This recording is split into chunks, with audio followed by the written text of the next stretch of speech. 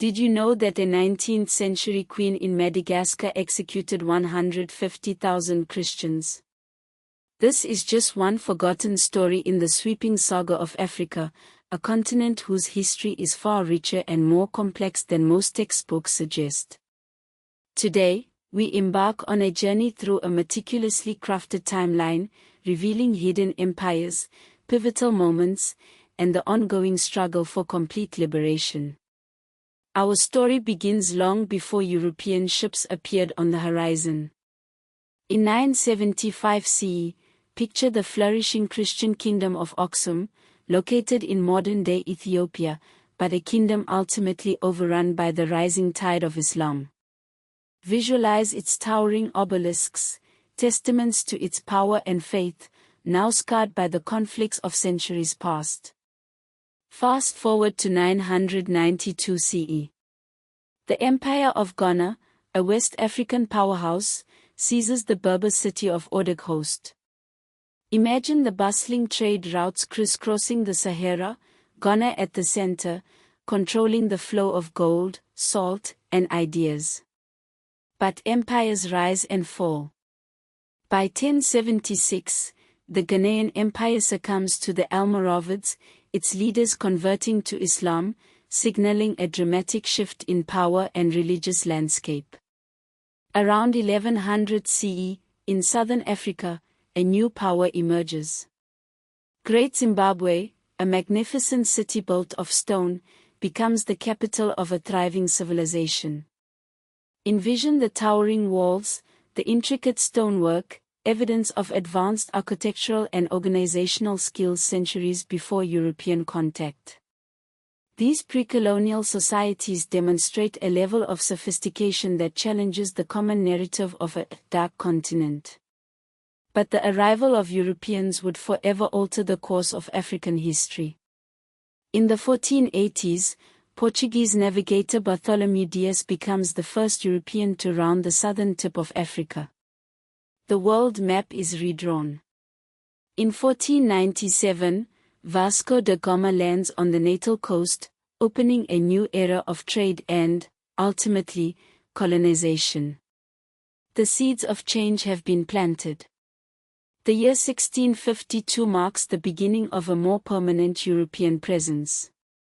Jan van Riebeeck, representing the Dutch East India Company, establishes Cape Colony at Table Bay. Imagine the small settlement growing, expanding, laying the foundation for a future nation built on division and oppression. As European influence grows, so does resistance. In 1798, Napoleon invades Egypt, a brief but impactful occupation that ends in 1801 with British and Ottoman intervention. It marks a moment when the continent becomes a pawn in European power struggles. But it is not only resistance to outsiders that defines this era. Between 1816 and 1826, Shaka Zulu rises to power, forging and expanding the Zulu Empire. Envision his disciplined warriors, their short spears glinting in the sun, a formidable force reshaping the political landscape of southern Africa. But his power would be challenged by European expansion. From 1835 to 1840, the Boers, descendants of Dutch settlers, embark on the Great Trek, leaving the Cape Colony and establishing the Orange Free State and Transvaal. Imagine their ox wagons traversing the vast landscape, their determination fueled by a desire for independence and control. In 1867, diamonds are discovered at Kimberley. The scramble for Africa intensifies. Fortunes are made and lost, and the exploitation of the land and its people escalates. The discovery of gold in Transvaal in the 1880s triggers a gold rush, attracting prospectors and fueling further conflict. The stage is set for a major confrontation. The Second Anglo-Boer War, from 1899 to 1902, becomes the most destructive armed conflict in South African history. Picture the battlefields, the sieges, the scorched earth tactics, a brutal struggle for dominance.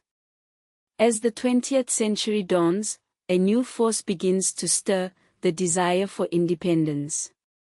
World War I, from 1914 to 1918, conscripts large numbers of African soldiers from European colonies. These returning soldiers, trained in warfare, gain a new sense of confidence and an understanding of their own potential. The war inadvertently sows the seeds of liberation. In 1928, an unprecedented anti-colonial uprising erupts in Ubangishiri, present-day Central African Republic.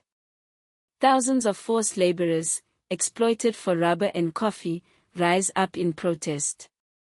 It's a testament to the simmering resentment against colonial oppression. In 1948, the National Party rises to power in South Africa, paving the way for the horrific apartheid regime. Envision the signs designating separate areas for different races, the systematic discrimination, the institutionalized racism that would blight the nation for decades.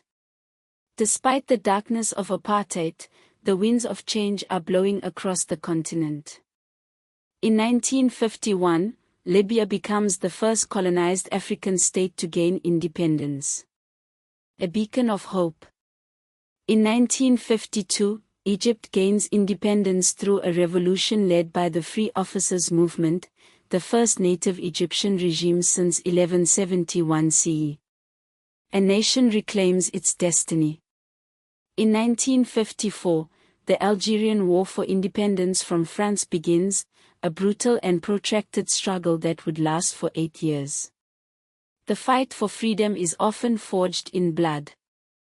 The year 1956 sees Sudan and Tunisia also gain their independence. Momentum is building. Then comes 1960, the Year of Africa. 17 African nations declare independence.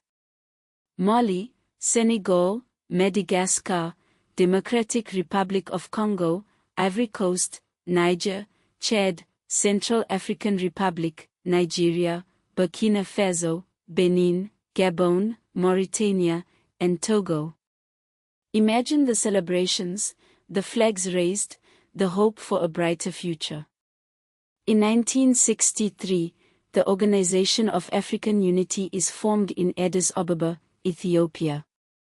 Kwame Nkrumah of Ghana, Julius Nyerere of Kenya, Sékou Touré of Guinea, Kenneth Kaunda of Zambia, and other Pan-Africanists from 32 African countries unite to promote solidarity and cooperation. The dream of a united Africa takes shape. Despite these gains, the struggle is far from over. In 1990, Namibia gains independence, leaving only South Africa under European colonization. A final stand against apartheid. In that same year, Nelson Mandela is released from prison, a symbol of hope and resilience. The world watches. In 1994, South Africa finally gains political independence, ending apartheid. But the fight is not over. Economic and land colonization remain. The legacy of the past still casts a long shadow. In 2000, Zimbabwe under Robert Mugabe decolonizes lands grabbed by Europeans a century earlier. A controversial move, but one that highlights the ongoing struggle for economic justice. In 2002, the OAU is transformed into the African Union, a renewed commitment to continental integration. In 2011, South Sudan becomes the 54th independent AU member state. The map of Africa continues to evolve. Even beyond the continent, the spirit of liberation takes hold. In 2021, Barbados, a nation formed by former African slaves, removes the Queen of England as head of state, becoming a republic. A powerful statement of self-determination. The story of Africa is not just about dates and events. It is about resilience, resistance, and the enduring quest for true independence. It is a story of forgotten kingdoms, of courageous leaders, and of a continent constantly striving to reclaim its destiny. What will Africa be after 2063, the centennial of the OAU? What do we want Africa to be? The answer lies in understanding its past, grappling with its present, and shaping its future.